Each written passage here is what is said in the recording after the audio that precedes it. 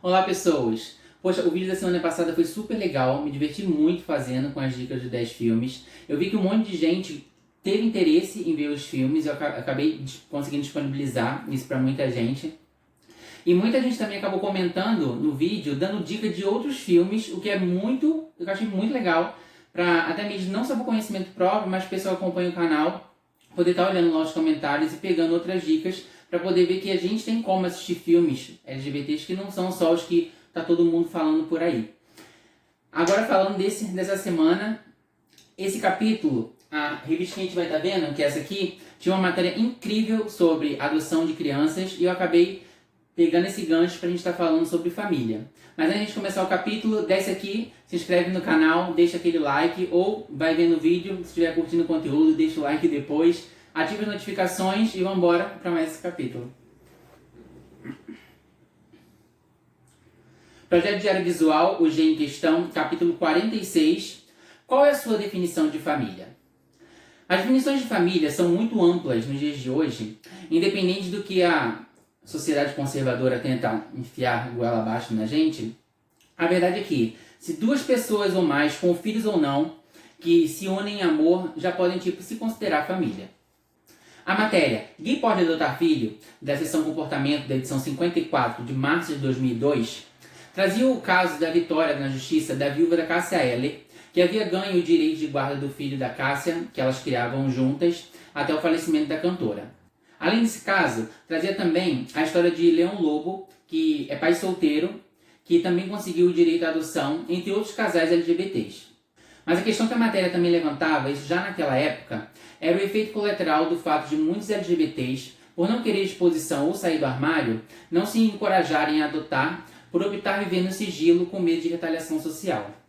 A questão jurídica, desde a década de 90, tem sido muito favorável à adoção, por visar, em primeiro lugar, a viabilidade de uma vivência muito mais digna para as crianças em posição de vulnerabilidade, que é o abandono parental, deixando de lado o pensamento retrógrado da grande parte hipócrita da sociedade, que aparentemente prefere ver as crianças órfãs ou abandonadas do que sendo acolhidas no lar. A mentalidade da comunidade LGBT evoluiu muito nessas questões, fazendo com que nos sintamos mais confortáveis em sermos quem somos e assumimos os nossos anseios genuínos de adoção e formação de família.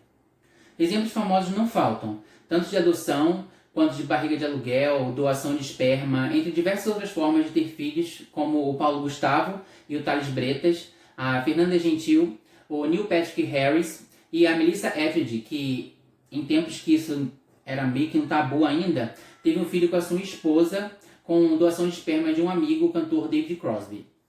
Mas é bom, muito bom, se inspirar em um caso mais próximo da nossa realidade, e a revista trouxe um caso muito interessante, que foi o caso do Francisco Norberto, que na época, com 42 anos, fazia trabalho voluntário no Centro de Convivência Infantil Filhos de Oxum, voltado para crianças com HIV.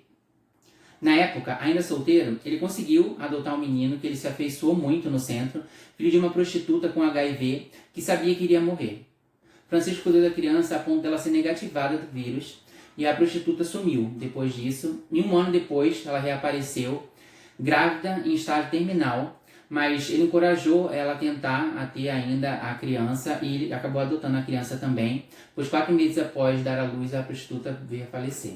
Com isso, a gente vê que se tornar mãe ou um pai, sendo LGBT, é muito possível, segundo as nossas leis, porque o Estado prioriza o bem-estar da criança e não o preconceito enraizado na nossa sociedade. Por isso é muito bom a gente estar se encorajando cada vez menos a estar aberto para a opressão externa e mais abertos a possibilidades que existem para as realizações de conquistas que são tão favoráveis à comunidade LGBT, tanto através das leis, quanto do nosso anseio de sonhar e tornar esse sentimento genuíno de formação familiar uma realidade em nossas vidas. E agora a pergunta do Rafa. Uma pesquisa na Universidade de Sapienza, na Itália, comprovou que filhos de casais homossexuais têm um ajustamento psicológico tão bom quanto ou até melhor do que crianças da mesma idade de casais heterossexuais. Você acha pesquisas como essa relevantes para combater o preconceito? Relevantes até são, mas o que me incomoda é que sempre parece que a gente tem que estar se provando de que a gente é apto para alguma coisa. Eu me pergunto, se não houvesse a diferenciação de crianças serem adotadas por LGBT? Será que iriam fazer pesquisas para saber se crianças de tal idade é brinqueada por heterossexual, se não tivesse um comparativo com ninguém? Para ver se eles podem adotar ou se eles podem ser pais e terem filhos? Por mais que a pesquisa seja válida para quebrar o preconceito da sociedade, a gente como LGBT, pelo menos a gente se sente muito cansado nessa tentativa de que a gente é o diferente, de que a gente que tem que provar que a gente é apto para fazer alguma coisa, como se a gente tivesse sempre que provar para a sociedade uma coisa que a gente não deveria provar. Porque o movimento deveria ser inverso. A sociedade que deveria quebrar os preconceitos criados por elas ao longo dos anos, desde sempre, numa sociedade mal construída, em que cisma que o que não se encaixa na heteronormatividade, no homem, mulher, casado, terem filhos, é o errado, e acaba a gente tendo que se provar, a gente tendo saúde mental normal, a gente sendo um ser humano normal como qualquer pessoa. Então, por que existe uma pesquisa para mostrar que a gente consegue criar uma criança? Que defeito mental psicológico que a gente tem? Nenhum. Sabe? Continua sendo um estigma preso naquela ideia arcaica de como se a gente ainda tivesse atrelado a algum processo de doença. A verdade para mim, tudo parece essa. Olha, eles não são doentes, eles podem criar crianças. Então, o problema está em não desmistificar a parte errada da sociedade heteronormativa. Não a gente ter que provar que a gente é apto para alguma coisa. Porque nós somos seres humanos, deveríamos ser tratados e somos seres humanos iguais como a todo mundo.